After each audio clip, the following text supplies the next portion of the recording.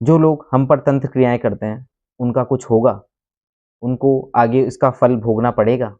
जो ये तंत्र क्रिया वो हम पर कर रहे हैं, इसका परिणाम उन्हें किस प्रकार से भोगने को मिलेगा? क्यों? क्योंकि मैं अभी देखता हूँ तो वो काफ़ी सुखी हैं। वो हम पर क्रियाएँ करके सुख की प्राप्ति कर रहे हैं, उनको आनंद मिल रहा है। तो आपको आज मैं इसके बारे में बताऊँगा कि आपके ऊपर तंत्र क्रिया करने वाला और करवाने वाला, उसका क्या हश्र होगा, उसके साथ क्या होगा, उसको जो भगवान शनिदेव महाराज की न्यायाधीश की जो मार लगेगी, उससे उसका क्या हाल होगा, उसके बारे में मैं आपको बताता हूँ। देखिए, अभी आपको ऐसा लगता होगा कि आपके ऊपर क्रिया करने वाला सुखी है, क्योंकि आप बहुत दुखी हैं। अब जब समय चेंज होगा, बदलेगा थोड़ा, उसके ग्रह प्रभाव खराब होंगे, ग्रह जो है डाउन होंगे, उस समय में उसको समस्याएँ होना स्टार्ट हो जाएगी और अभी भी उसको समस्याएँ होना स्टार्ट होगी ही होगी। आपको दिखेगा नहीं मगर उसको बाधाएँ होंगी। वो दुखी है, मन से पीड़ित है, बीमार है, तभी तो आप लोगों के ऊपर क्रिया कर रहा है। उसका बुद्धि का स्तर अच्छा होता तो वो ऐसे कार्य नहीं करता। इसका मतलब उसका समय तो खराब अभी से ही चल रहा है। आगे जाके इतना समय खराब होगा कि उसे कभी भी संतान सुख की प्राप्ति नहीं होती। संतान होती भी है तो वो किसी कर्म की निकलती गलत मार्गों में जाती है। ये मेरे देखे हुए एक्सपीरियंस हैं। कभी भी उसको जो है शारीरिक रूप से बीमारी बनती रहेगी, बार बार बीमारियां बनेंगी, चाहे वो आपको दिखे या ना दिखे, उसको खुद को परेशानियां होंगी, उसके शरीर में दर्द होगा। ये तांत्रिक के ऊपर भी लागू होता है और करवाने वाले के ऊपर भी लागू होता है। तांत्रिक का हश्र तो और भी बुरा होता है जी। वो तो जिसे कहते हैं ना, बिल्कुल कुत्ते की मौत मरता है जी। तांत्रिक हमेशा कुत्ते की मौत ही मरता है अगर वो किसी के ऊपर गलत करता है तो। जो आप पे करवाने वाला है उसकी संतान कभी उसका साथ नहीं देगी, उसको संतान सुख प्राप्त नहीं होगा, शारीरिक रूप से उसको बाधाएं रहेंगी, पूरे शरीर में टूटन दर्द रहना, ऐसी समस्याएं उनको होगी।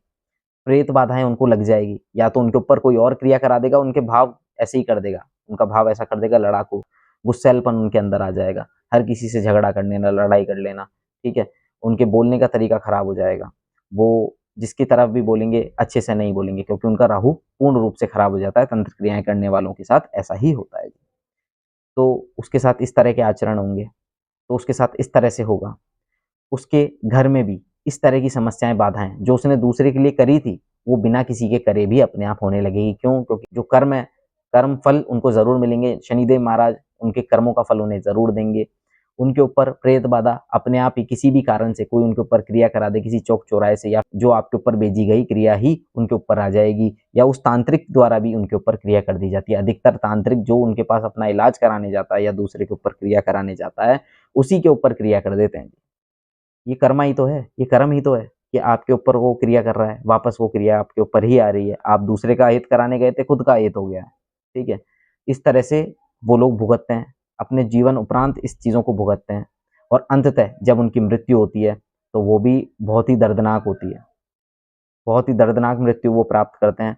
उसके पश्चात भी उनकी जो आत्मा है वो मुक्ति नहीं पाती, इस संसार में भटकेगी, किसी तांत्रिक की पकड़ में आ जाएगी, कोई तांत्रिक उसको पकड़ लेगा। क्यों? क्योंकि इस कर्मों के साथ आप भगवान शंकर के लोक में नहीं जा सकते जी।